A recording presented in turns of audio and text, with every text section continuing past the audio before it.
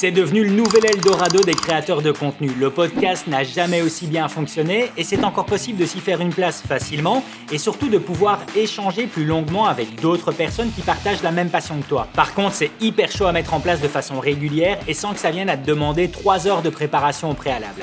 Alors qu'il s'agit pourtant d'un format ultra plaisant à produire et qui vient à s'installer comme une bouffée d'air frais en comparaison de la tonne de contenus courts qui sont présents sur TikTok ou Instagram. Dis-toi en fait qu'il y a un élément qui va te permettre de mettre en place ton podcast facilement, rapidement et qui fonctionne, car c'est grâce à ça que j'anime un podcast sur l'univers audiovisuel depuis presque 2 ans maintenant. Je vais commencer avec quelques bases techniques pour ensuite enchaîner avec 7 éléments clés qui, crois-moi, représentent la réussite de ton podcast et qui en plus ne te demandera aucun investissement supplémentaire. Pour la base technique et que tu puisses mieux le comprendre, je vais te faire jouer 4 exemples de podcasts tournés dans différentes conditions et crois-moi que tu vas être étonné. Pour ce premier exemple, c'est clairement ce qu'il ne faudra jamais reproduire car j'utilise une caméra haut de gamme mais sur laquelle je n'ai pas branché de micro professionnel. C'est-à-dire que le son de ma voix est enregistré via le micro interne de la qualité et qui clairement ne fait vraiment pas le job. Pour ce deuxième exemple, j'utilise tout simplement mon iPhone. Pas d'éclairage artificiel, pas de grosse caméra et j'ai même retiré mes AirPods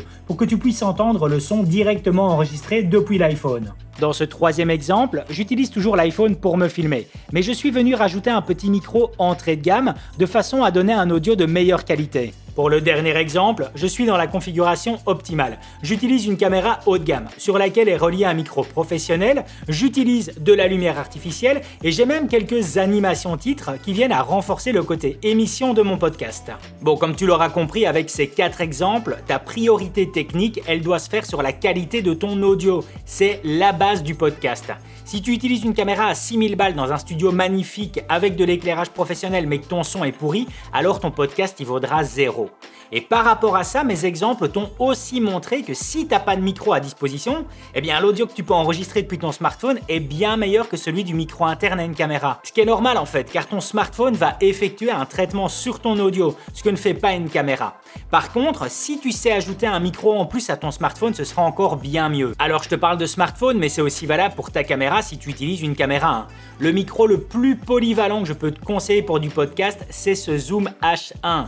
Alors maintenant, c'est même la version H1N avec un écran plus grand et ça coûte moins de 100 balles. Ça fait micro plus enregistrement audio sur carte micro SD. C'est nickel car tu peux le brancher en direct sur ta caméra ou ton smartphone tout en enregistrant l'audio en plus à part. Et tu peux aussi l'utiliser sans le brancher en direct à ton smartphone ou ta caméra. Et alors tu auras juste à synchroniser l'audio du micro avec celui présent sur ton smartphone ou ta caméra. Ça se fait littéralement en 3 clics sur des logiciels comme Resolve ou Final Cut Pro et tu as plein de tutos sur YouTube qui vont t'expliquer comment le faire en moins de 60 secondes. Ce micro-enregistreur, c'est une véritable valeur sûre et je pense que ça doit bien faire 4 ans que j'ai le mien. Je t'ai placé son lien en description si tu veux en savoir plus. Oublie pas non plus que l'intelligence artificielle est présente pour t'aider. Au moment où je tourne cette vidéo, tu as des solutions de réduction de bruit gratuites comme avec Adobe Podcast qui va te permettre de supprimer tout ce qui est nuisance sonore. Donc si tu as un voisin qui joue au piano ou un autre qui fait des travaux, tu seras étonné de voir ce qu'il est possible d'obtenir. D'ailleurs, je vais te jouer ici une démo qui est vraiment extrême et que j'ai partagée sur Instagram avec la réduction du bruit qui est présente dans Resolve. Si tu aimes la vidéo, alors tu vas adorer cet outil d'isolation de voix présent dans DaVinci Resolve. Si tu aimes la vidéo, alors tu vas adorer cet outil d'isolation de voix présent dans DaVinci Resolve. Et si tu veux encore en savoir plus, alors abonne-toi. Et tu vas arrêter de me taper? En fait, tu dois garder à l'esprit que le podcast, ça s'écoute avant de se regarder. Si t'as encore rien comme matos, alors utilise ton smartphone que tu viens à placer juste en face de toi et ce sera nickel. Si tu veux encore être mieux, t'ajoutes un micro, comme celui que je t'ai montré.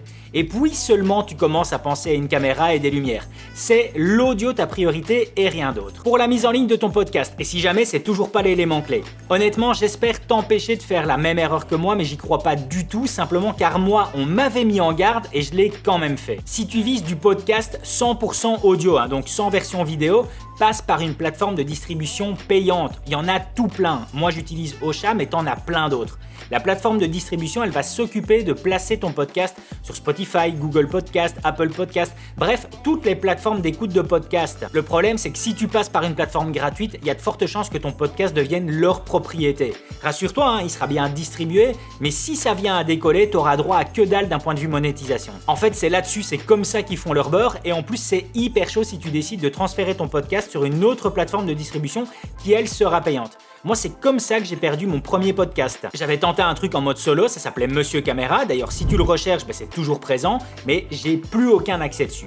Bref, tu fais comme tu le sens, mais perso, je me serais bien passé de cette expérience. Par contre, si tu veux te concentrer sur une version vidéo ou semi-vidéo, en fait, t'as YouTube. Et dis-toi que YouTube, il veut sa part du gâteau dans l'univers des podcasts. Suivant l'état de ta chaîne, tu peux même avoir l'accès de mise en ligne de podcasts avec une gestion bien spécifique sur les playlists. Alors rassure-toi, si tu l'as pas, tu fais juste une mise en ligne de vidéo classique et ça fait clairement le job.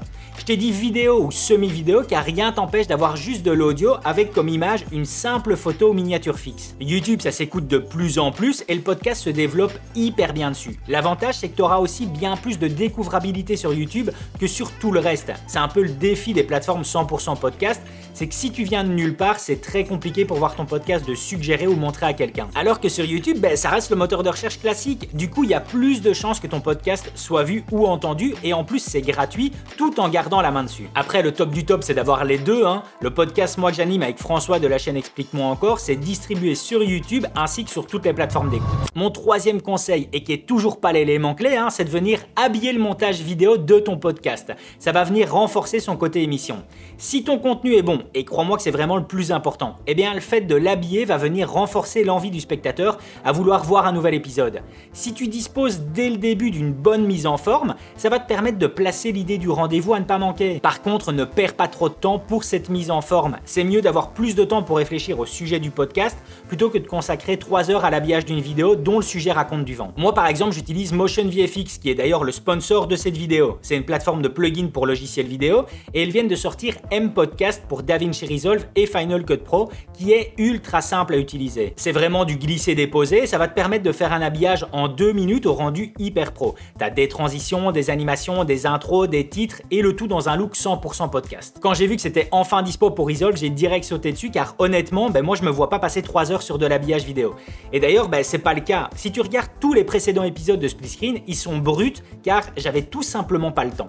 Bref, je suis fan d'avoir un outil comme ça et je te mets le lien du plugin en description car c'est vraiment un super bon plan. Ce coup-ci, on y est, l'élément clé. Alors, l'élément clé, il est tout simple, mais quand t'as pas les connaissances, ça peut te sembler être une montagne. Ou alors, en fait, te donner l'impression de devoir passer par des solutions payantes, alors que non. L'élément clé, c'est de pas être tout seul à animer ton podcast. Je vais pas te dire que c'est impossible, mais sincèrement, je connais personne qui, sur la durée, a réussi à animer un podcast engageant. C'est beaucoup trop énergivore. Moi, j'ai essayé. J'ai essayé avec mon précédent podcast, mais j'ai arrêté car c'était trop compliqué. Ça demande trop de préparation. Parler tout seul non-stop durant 30 minutes, c'est tuant. En plus, c'est chiant car t'as de la neutralité dans ton sujet vu que tu ne partages que ton point de vue. Et même perso, en tant que spectateur, moi, tous les podcasts que je regarde ou écoute sont tous avec minimum 2 personnes. Et ça, c'est la montagne. Car d'abord, tu dois trouver la bonne personne. Qu'elle soit régulière, comme ici, j'ai avec François de la chaîne Explique-moi encore. Car le podcast, je l'anime avec lui, c'est notre podcast. Il se définit par nous deux. Ou alors avec un système d'invités que tu vas avoir pour chaque épisode. Mais du coup, comment faire d'un point de vue technique pour que ce soit de qualité, faisable par n'importe qui, dont le nombre de personnes ne sera pas limité et surtout gratos. Moi par exemple, je suis en Belgique alors que François il est en France et quand nous avons relancé le podcast durant la fin de l'année 2022, j'étais même à New York pour un projet professionnel et ça nous a pourtant pas empêché de faire 2 épisodes avec 6000 km de distance. Ce qui veut dire que ton binôme ou ton invité, il peut être depuis n'importe où dans le monde. Si tu habites dans le Cantal et que tu as une passion pour les bonsaïs, dis-toi que ton binôme ou ton invité, il doit pas forcément être du Cantal. Tu peux très bien te retrouver à faire ton podcast avec un expatrié qui habitera lui à Tokyo et dont les bonsaïs sont aussi sa passion. Alors du coup, comment faire ? En fait, il faut savoir que François et moi-même, on s'enregistre face caméra chacun de notre côté, ce qui nous permet d'avoir un fichier source audio comme vidéo d'une super bonne qualité, tout en étant en contact via un appel Messenger ou WhatsApp. Alors ok, on dispose chacun de notre caméra et micro, ce qui n'est pas forcément le cas de tout le monde. Par contre, plus de 50% des personnes disposent d'un ordinateur et d'un smartphone. Ce qui fait que tu peux très bien effectuer ton appel audio Messenger, WhatsApp, Zoom, bref, n'importe quelle autre plateforme de ton choix, depuis ton ordinateur. Tes écouteurs seront branchés sur ton ordinateur tout en enregistrant soit l'audio ou la vidéo avec ton smartphone de poser juste devant toi. Tu pourras aussi très bien faire l'inverse en t'appelant avec le smartphone et filmant avec la webcam de l'ordi, mais en fait les smartphones sont généralement meilleurs d'un point de vue audio comme vidéo par rapport à la webcam d'un ordinateur. Dès que c'est fini, t'as plus qu'à envoyer l'enregistrement à celui des deux qui fera le montage, soit par WeTransfer ou même depuis FromSmatch si ton fichier est trop gros pour WeTransfer. En fait, avant l'arrivée des réseaux sociaux, garde ça en tête, on avait la théorie du 6 degrés de séparation. Ça veut dire qu'au travers de 6 poignées de main, et donc de véritables personnes, tu pouvais très bien être en contact avec le pape par exemple. Et depuis les réseaux sociaux, ce chiffre il est même descendu en dessous de 5 personnes. Ce qui veut dire que si tu désires avoir un invité de marque dans ton podcast, eh bien l'ami d'un de tes amis aura peut-être un autre ami qui lui-même est ami avec la personne que tu désirais avoir dans ton émission. Et si c'est le cas, bien je vais à présent te donner la clé technique pour y arriver. La discussion, tu la fais depuis ton ordinateur via Messenger ou WhatsApp et n'oublie pas d'avoir une paire d'écouteurs. Et pour la partie enregistrement audio ou vidéo, tu le fais avec ton smartphone pour ensuite envoyer ton fichier. Ce qui fait que dans l'absolu, en fait ton podcast tu peux très bien le lancer demain. Si tu as déjà du bon matos avec une caméra et un micro, c'est génial et c'est même encore mieux. Mais si c'est pas le cas, c'est pas grave non plus. Ton ordi et ton smartphone feront très bien l'affaire. L'important c'est de commencer et d'être régulier et crois-moi que c'est bien plus simple d'être à deux que tout seul. François et moi, il n'y a que 2 choses dont on a besoin pour notre podcast. Le premier, c'est d'1 heure de disponible dans la semaine. Et la deuxième, c'est du sujet. Nous, notre podcast, c'est une discussion entre potes en fait. On rebondit sur les phrases de l'autre. Il y a des fois où on s'entraide mutuellement alors que c'était pas prévu. On parle de notre passion pour la vidéo sans tabou et ça nous fait du bien. Pour moi, il n'y aura pas de réussite long terme sans cet élément clé. Moi, sans François, je sais pas le faire ce podcast. Et j'espère aussi que c'est valable dans l'autre sens. Alors, si tu as un exemple de podcast amateur qui a plus de 4 ans, et avec des publications régulières et qui est animé par une seule personne, honnêtement, n'hésite pas à le partager en commentaire car tu verras que c'est pas facile à trouver. Crois-moi que t'es pas tout seul sur Terre et c'est pas parce que 6000 km te séparent de ton binôme ou de ton invité que tu peux pas lancer demain ton podcast. C'est ça la clé de la réussite de ton podcast si tu veux pouvoir le garder sur plusieurs années. Par contre, si tu recherches quand même un petit setup ultra complet avec caméra, objectif, micro, lumière pour moins de 1400 €, je te partage ici une vidéo avec une configuration qui est pas trop mal.